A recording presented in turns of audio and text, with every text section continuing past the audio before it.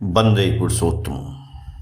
सन 1954 साल में श्री ठाकुर जी एक दिन श्री देवी प्रसाद मुखोपाध्याय को इष्टवृत्ति का मूल तत्व विश्लेषण कर एक पुस्तक लिखने का आदेश किए।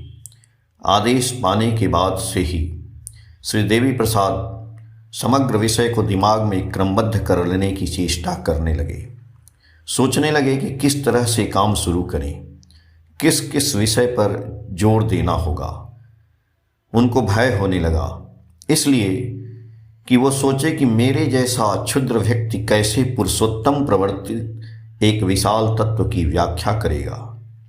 फिर भी ठाकुर का आदेश है, करना ही होगा। इस तरह से चिंता करते करते रात बीत गई। अगले दिन सवेरे उनके सामने आते ही जिज्ञासा किए, तुम्हारा लिखना हो गया है? वो तो सुनकर अवाक हो गए। इतने बड़े काम की बात कल ही बोले हैं और आज सवेरे ही खबर ले रहे हैं कि हुआ कि नहीं। सिर हिलाकर देवी प्रसाद जी बोले, जी नहीं। श्री ठाकुर जी बोले, जल्दी जल्दी लिख डालो। उस दिन ही लिखना आरंभ किया। भले ही किंतु काम में उतरने पर देखे कि मामला विराट है। जो हो, कुछ पुस्तक ग्रंथ आदि उलट पुलट कर काम शुरू कर दिए। कुछ पन्ना लिखना भी हो गया। अगले दिन सवेरे श्री ठाकुर का फिर वही प्रश्न हुआ। उनका भी, देवी प्रसाद जी का भी यथारीति उत्तर, नहीं। उस समय केवल प्रातः प्रणाम समाप्त हुआ है। आश्रमवासी के अतिरिक्त भी अनेक दादा और माताएं वहां उपस्थित थे। घटना के बारे में जो लोग जानते नहीं थे, उन लोगों के मन में ऐसी धारणा होना असंभव नहीं था कि इस लड़के को श्री ठाकुर कोई काम करने के लिए बोले हैं, लेकिन यह लड़का वह काम नहीं कर रहा है, श्री ठाकुर के आदेश को अमान्य कर रहा है।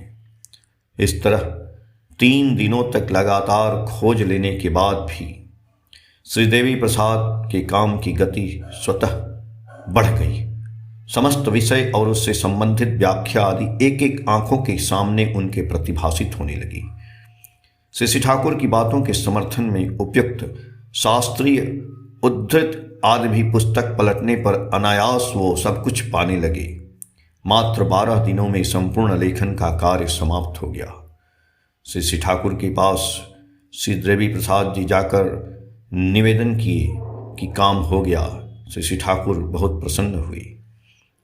कृपा कर इस पुस्तक का नाम भी दिए ठाकुर, इष्टवृत्ति महायज्ञ।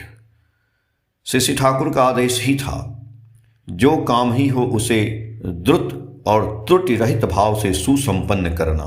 कारण ऐसा करने के माध्यम से चरित्र का ढीलापन दूर होता है, चरित्र संगठित और सुनियंत्रित होता है, मोटर और सेंसरी नर्व्स का सुसमन्वय घटित होता है, मस्तिष्क शक्ति भी वृद्धि पाती है, शिथिल चरित्र दुख का कारण हो उठता है। मनुष्य जिससे दुर्बलता को उपेक्षा कर सच्चा मनुष्य हो सके, इसके लिए ही श्री ठाकुर बीच बीच में लोगों को ऐसे दबाव में रखते हैं। सातवती, सितंबर 2016, पेज संख्या 38 और 39 से। जय गुरु।